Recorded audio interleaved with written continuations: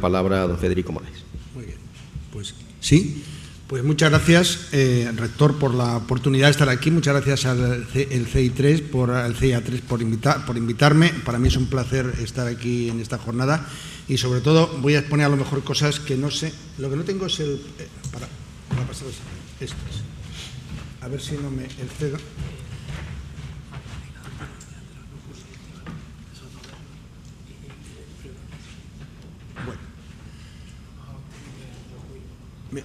Yo lo hubiera titulado Innovación en la industria agromar alimentaria, que me gusta más, pero bueno, hemos titulado así y así va a quedar. Esto efectivamente es sensible. Voy a explicar muy brevemente cómo es la cadena, porque me interesa estas cifras. Esto hoy es muy sensible. Hay una cosa que, como estamos hablando del tema agrícola, me gustaría reseñar. Hay más de 900.000 explotaciones agrícolas en España, con lo cual es un tema que tenemos, que cuando hablamos de las EIPs y de todo lo que queramos, tenemos que tenerlo en cuenta. 900 y pico mil. Y con esto hay que trabajar. Y después tenemos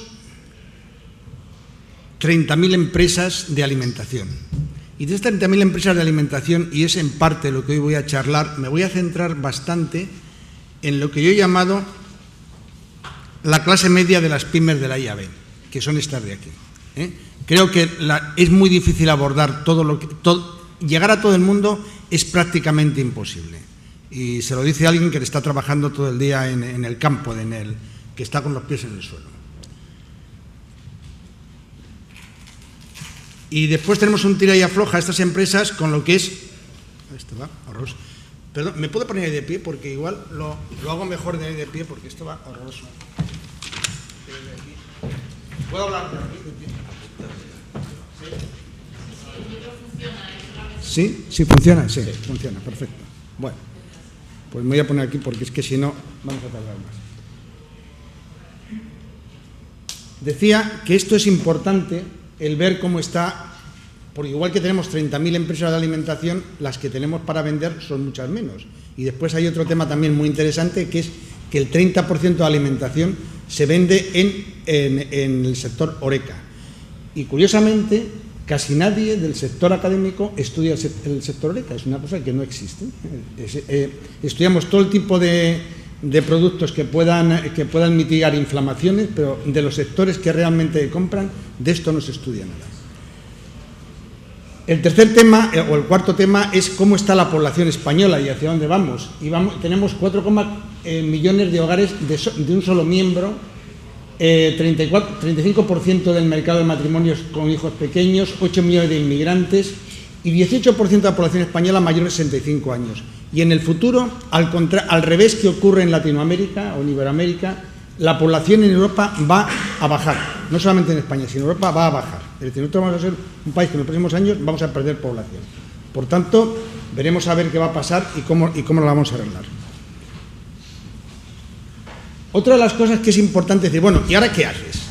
¿Y ahora qué haces? Bueno, pues este es un estudio, efectivamente es del año 85, pero me parece que es interesante porque de todas las fuerzas de crecimiento en Estados Unidos, este estudio se vio que los avances de conocimiento y en educación eran importantísimos para todo el tema de lo que era el crecimiento económico en los Estados Unidos. O sea, prácticamente el avance económico era tan importante como el trabajo y desde luego sumados el avance económico y la educación eran más importantes que cualquier otro. Ojo, de la educación de allí, no de la educación de aquí. Es que estamos hablando, o sea, no queramos decir, pues vamos a educarnos todos, vamos a hacer todos. Veremos a ver lo que podemos hacer y cómo lo vamos a hacer. Y esto es cómo ha evolucionado el PIB en el mundo desde el año 1000 hasta nuestros días. Y vemos que a partir de los años 50, los que hemos nacido entonces nos acordamos, vimos que en nuestros hogares empezaron a ver cosas, empezaron a ver batidoras, televisores, lavadoras, en fin, cantidad de cosas. Y fue porque hubo una transferencia de tecnología de otros sectores a los sectores del público en general. Para los que son más jóvenes, les puedo recordar que hace unos 16 o 17 años, esto que llevamos todos en los bolsillos, que llevamos 1 o 2, era una especie de maletín de campaña que costaba 3.000 euros de los de entonces, 500.000 pelas de las de entonces, y que solamente podían marcar unos cuantos números y dependiendo de dónde estuvieras. Y tenemos, sin embargo, estos ahora con Internet y con todo lo que se quiera. Por tanto, la transferencia de tecnología ha sido vital, pero la transferencia de tecnología y la transferencia de tecnología al final se tiene que transformar en producto. La producción científica en España, impresionante. Hemos pasado del año 81 al año 2009. Hemos pasado de publicar menos de 5.000 papers a publicar casi más de 45.000 o 40 y tantos mil. Impresionante.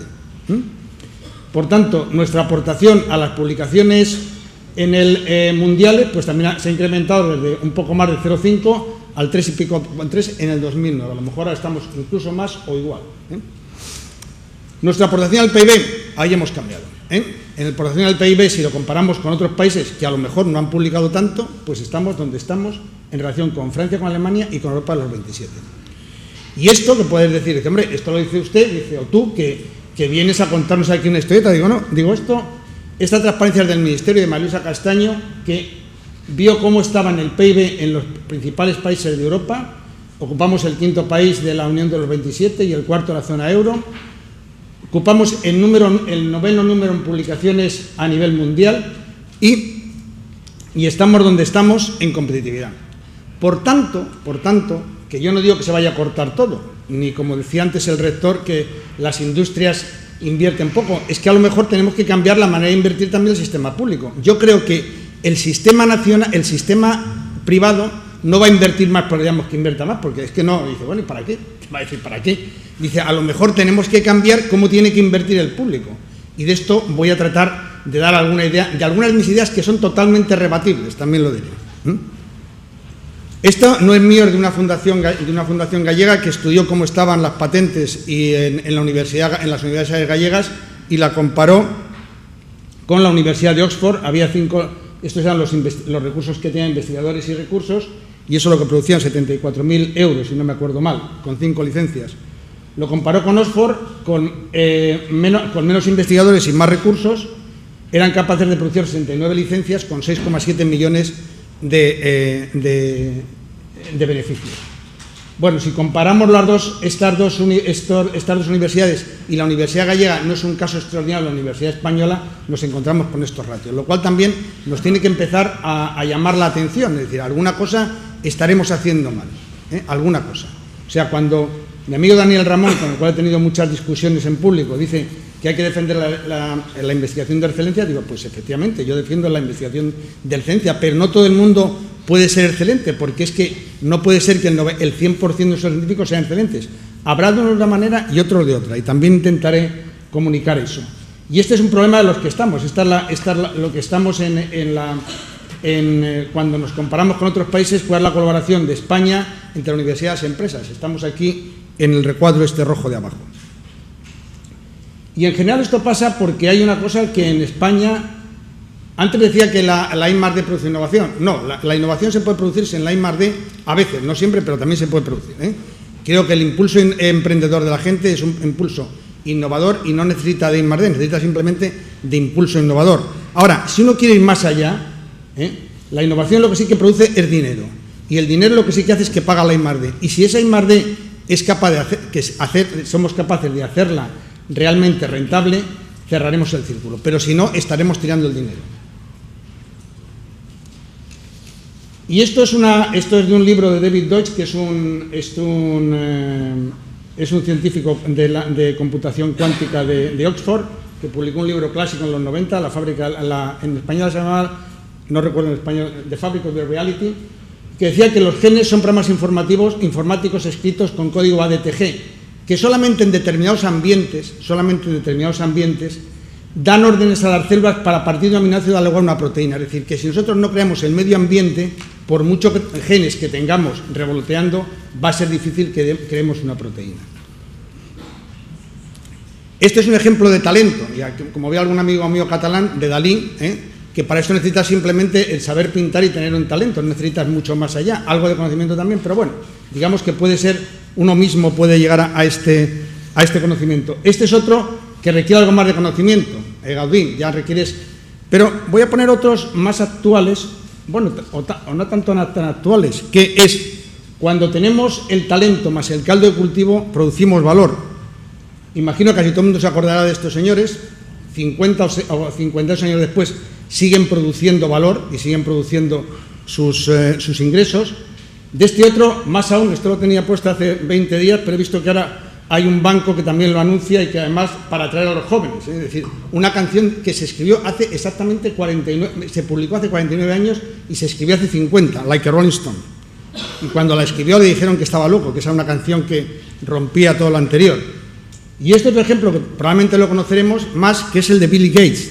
Billy Gates aprovechó una coyuntura impresionante, que era, que a lo mejor no todo el mundo la conoce, a lo mejor sí, pero era que su madre era hija de un banquero famoso de Seattle y entonces se dedicaba a las tareas del hogar. Y al mismo tiempo que se dedicaba a las tareas del hogar, tenía mucha relación con todas las universidades que estaban en torno a Seattle. Y Billy le propuso, dice, oye, dice, ¿por qué no me presentas y les digo yo lo que estoy haciendo? Bueno, a partir de ahí, Microsoft. O sea que es importante el talento, pero es muy importante también el medio ambiente. Si no tenemos el medio ambiente, no seremos al final capaces de producir valor.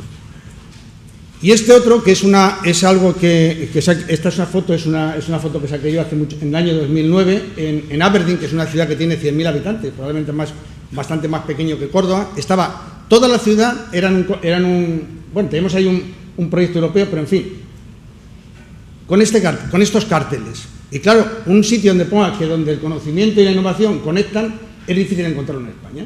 Esto es una ciudad de Escocia, tampoco estamos hablando de Estados Unidos, de Escocia.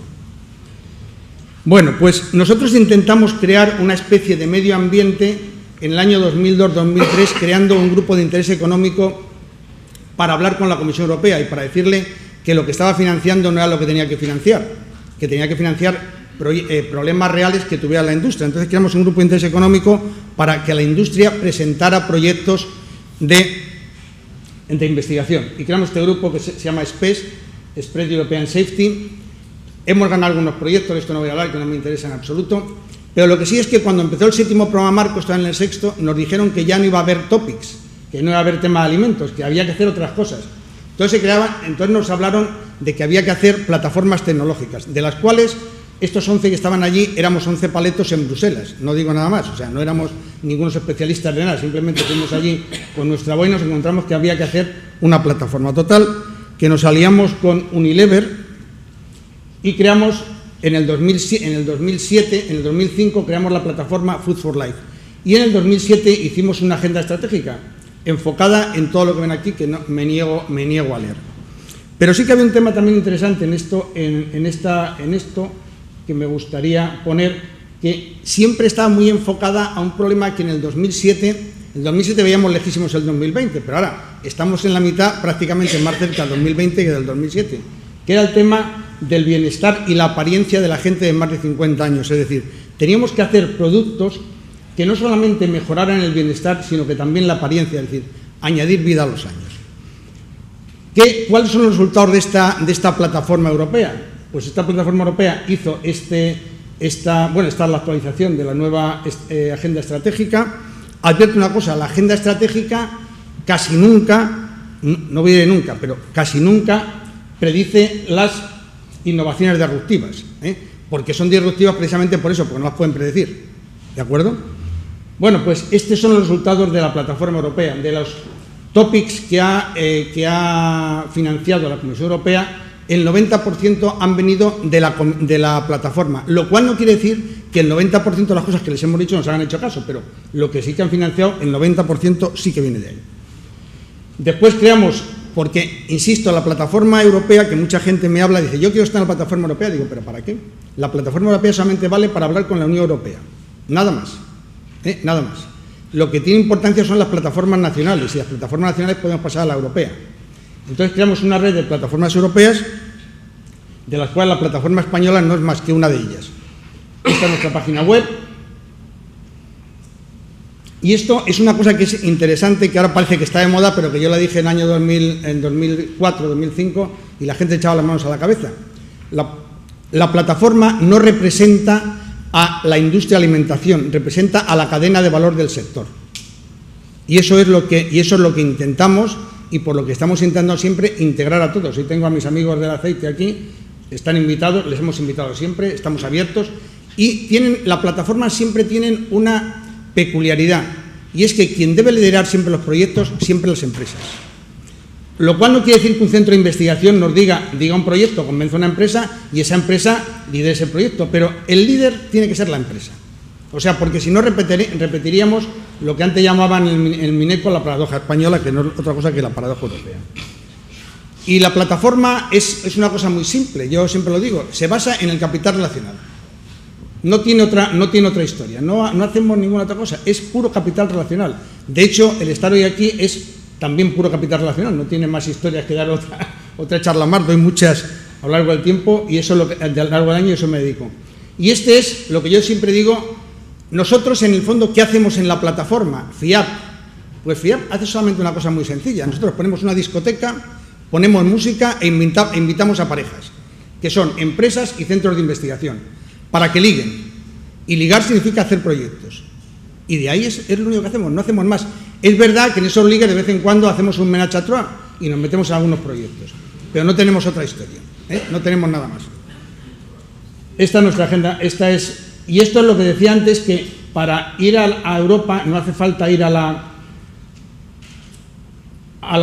plataforma europea. Nosotros vamos a la plataforma europea porque estamos metidos allí. Y como tenemos a los amigos de Iberoamérica aquí, también les diré que nosotros estamos participando en varios proyectos Iberoeca y que estamos abiertos a la participación. Con México hemos intentado con varios países, a veces nos salió bien, nos salió mal por una cuestión que también la quiero comentar estando aquí el doctor Villalobos, y es que a veces los criterios de un sitio y de otro no coinciden, nos tenemos que poner de acuerdo qué es lo que vamos a financiar en un sitio y en otro, porque si no, perdemos el tiempo en los dos sitios. O sea, tengamos un poquito de decir en los dos que van a financiar qué es lo que piensan financiar, porque cuando no se pone un estupendo en un sitio se pone en otro, con lo cual al final boicoteamos unos u otros los proyectos. Bien, y estos son los resultados de la plataforma española en estos últimos años, el año 2009 al año 2010. Ojo, proyectos promovidos. Lo de la discoteca que les hablaba son proyectos promovidos en millones de euros y el número de proyectos, de los cuales habremos ganado aproximadamente el 50-60%. Otro tema que sale siempre, y que hoy no sé por qué no ha salido, pero a veces suele salir, es el tema de la compra pública innovadora. Pero claro, siempre me pregunto una cosa, digo, ¿a quién preguntamos para saber qué necesita la administración? Primera pregunta, ¿a quién preguntamos? ¿A Defensa, Sanidad, a Magrama, a Mineco? ¿A quién? Porque es muy fácil decir, compra pública innovadora, dice, pero ¿a quién vas a consultarle para...? No vas a ir con todos los productos, la gente ya sabe lo que tiene. Dígame usted si quiere algo innovador o no de mi sector. Y respecto a las pymes del sector, que siempre tenemos mala fama, yo diré que este es un estudio que hemos hecho con Cotec, de diferentes sectores. Arriba ven la muestra total y cuándo es la primera la innovación consistente. Si lo comparamos la innovación consistente, nosotros somos bastante más altos que la media de lo que se hizo el estudio. Efectivamente estamos algo más bajos que el sector químico, pero de la media que se hizo estamos bastante satisfechos. Más allá de ese dato, que ese dato era muy sesgado, si se quiere, hay unos datos que obtuvimos en el año 2009 nosotros sobre cómo había evolucionado la gente. Yo imagino que aquí hay alguien que sabe que lo que es rellenar una encuesta del INE sobre qué le pasa a una empresa. Entonces, cuando tú pasas a la parte de I+D, si es posible, si no haces I+D, ni te preocupas, no la rellenas. Cuando la rellenas es que has hecho algo. Bueno, pues a partir de esos datos, lo que en el año 2001 las empresas grandes, este es el incremento que se vio, y las pequeñas fue este otro. Por tanto, que sí que somos un país que está haciendo cosas y aún así no tenemos suficiente gente para hacer, o sea, aún así necesitamos bastante más. Otro tema es el de los partenariados público-privados. Voy a pasar muy rápido, Horizonte 2020 y las JTI, pero voy a dar una idea que me parece importante de los partenariados público-privados. Los partenariados público-privados, la cuestión es que la Comisión delega una cantidad importante de dinero en una sociedad que luego va a ser la que va a sacar las convocatorias de acuerdo con lo que ellos piensan y va a administrar ese dinero esa nueva empresa, aunque luego dé cuentas a la Comisión.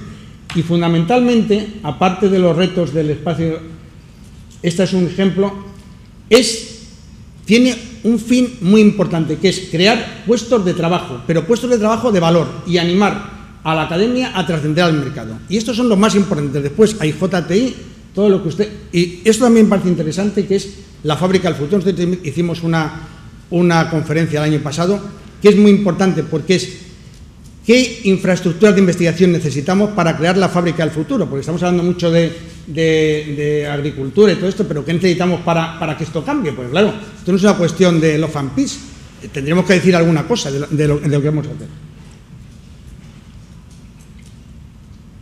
Esta es una JTI, no voy a hablar. Y esto es otra cosa que le puso a todo el mundo muy excitado, que era las famosas KIC. Bueno, las famosas KIC está bien y es como, al final es todo lo mismo, es otra partenariado público-privado, es como cierras el triángulo, investigación, educación y empresa. Está bien, al final, ¿cuánto dinero puede que haya en el 2016? 300 millones para competir con toda Europa. Si vemos luego lo que puede haber en la RIS y todo esto, igual esto hay que estar, yo siempre digo que hay que estar, que a lo mejor no es lo más relevante de todo el tema. Lo mismo, de esto no voy a hablar porque ya han hablado anteriormente, pero aquí teóricamente hay 4.500 millones, de los que pasa aquí a España a lo mejor nos va a tocar unos 200 o 300 millones, que tampoco estará mal. ¿Qué reto tenemos? A mi modo de ver primeramente tenemos oportunidades. El Horizonte 2020 es una oportunidad, pero es una oportunidad que es una liga para gente muy preparada, no es una liga para todo el mundo. Si te invitan, perfecto, pero tampoco es para que todo el mundo quiera ir allí al Horizonte 2020, a mi modo de ver. Y lo dice uno que es aplicador del Horizonte 2020. Nosotros, para dar una idea, estamos en este momento en 10 proyectos vivos europeos, O sea, pero digo, esto no es para todo el mundo. Y no porque seamos muy buenos, sino porque hemos ido reenganchándonos en cosas. Está la IP, que va a ser interesante, y está lo que me parece más interesante, que es la RIS3, que va a ser la estrategia de especialización inteligente de cada región. Allí, el otro día tuvimos una reunión de la plataforma con miembros de la administración y vimos que podía haber unos 4.000 millones de euros para todo lo que supone todas las regiones, ¿sí? Y no solamente para alimentación. Pero es que la alimentación, excepto 2 regiones, todas las han puesto como un tema prioritario. Por tanto, que algo tendremos que ver y algo tendremos que hacer. Pero todo esto hay que moverlo, o sea, porque está muy bien tener dinero, pero nos puede pasar como los fondos, como hubo con los últimos fondos FEDER, que no se han llegado a gastar. Aquí es una fotocopia esto está tomado mi amigo José Ramón López Pardo, del Magrama, de cómo están los fondos FEDER y los fondos. Y este es el gran, y esto ayer en la reunión que tuvimos ayer lo hablaba. Nuestro reto ahora mismo en España, a mi modo de ver, es este. Tenemos que crear una clase media de pymes innovadoras de la cadena de valor. Es decir, no solamente de la industria, sino de la cadena de valor. Si logramos crear una clase media de pymes innovadoras, nos da igual que se caiga uno, ya vendrá otra, pero tendremos una gran clase media. Por eso decía al principio que nuestro foco está en la clase media de pymes innovadoras. Las grandes van por su sitio, hay otros que nunca van a entrar, pero las pymes innovadoras tenemos la obligación de detectarlas y llevarlas adelante. Y para esto necesitamos, y por eso decía que antes el tema de la investigación habría que reorientarlo, necesitamos crear una clase media de científicos y tecnólogos. No que todos sean maravillosos, que todos quieran publicar en Nature, habrá que publicar donde sea o colaborar con empresas. Y necesitamos especialistas a ambos lados de la cadena, tanto de la academia como de la industria, para mover esto. Para que nadie diga que estoy diciendo vaguedades, yo propuse, lo escribí hace 1 año o 2, en un artículo que me pidieron, algunas cosas, que las voy a leer muy rápidamente. Dije que la administración debe continuar ayudando a las pymes para el desarrollo de proyectos y cuidar el equilibrio de la inversión público-privada por sectores. Que se debe revisar el concepto, ya sé que esto es muy difícil, de pyme para la industria de la alimentación, porque no es lo mismo una pyme en la industria de la alimentación que una pyme o una de 250 trabajadores que una de 200 trabajadores en las TICs. Es que no tiene que ver nada. Que hay que la financiación de los centros públicos y privados de investigación no tiene que ser evaluada únicamente por el número de publicaciones, sino por su colaboración con el sector. De hecho, el IRTA ya lo está haciendo. Lo digo porque nadie dice, es que nadie lo hace. El IRTA ya lo hace. Que las oficinas de transferencia de tecnología tienen que ser oficinas de transferencia de tecnología y que tienen que colaborar con las plataformas. Que hay que hablar directamente con la administración y con las empresas y que la gente, cuando decimos que hay que agitar, hay que preparar gente. No nos valen becarios simples que digamos, vamos a poner un becario para que se mueva. No, alguien que conozca el mundo de la academia y alguien que conozca el mundo de la industria. Si no, no vale. Y una cosa muy importante, sobre todo para nuestros amigos iberoamericanos, que los proyectos supranacionales deben considerar la colaboración tecnológica una herramienta para la internalización y formalización de futuras alianzas. Eso es importante. Y ya con esto acabo. Esto es un retrato muy español, que es lo contrario de las alianzas. Siempre hemos estado casi pegándonos por cualquier chorrada. Y por eso digo que utilicemos la tecnología, el talento y la tolerancia. Y esto dice, bueno, esto lo dice esto, digo, no, esto lo dice otro que tiene más prestigio que yo, que es Richard Florida, que observó dónde se había producido el mayor número de innovación en Estados Unidos y lo fue viendo en estas cuatro regiones y dijo que eran talento, tecnología y tolerancia. Y como decía el genio de Minnesota, que los tiempos iban a cambiar o están cambiando, no, los tiempos ya han cambiado hace mucho. Y aquí pongo una foto que está tomada en México, curiosamente. Y los de la derecha son los reyes de España y la señora, y los de la izquierda es Dolores Rivas Cherif, que fue la mujer de don Manuel Azaña, dándose la mano y con una sonrisa entre las dos mujeres que a mí me parece enternecedora. Muchas gracias, mi teléfono y mi correo electrónico. Gracias.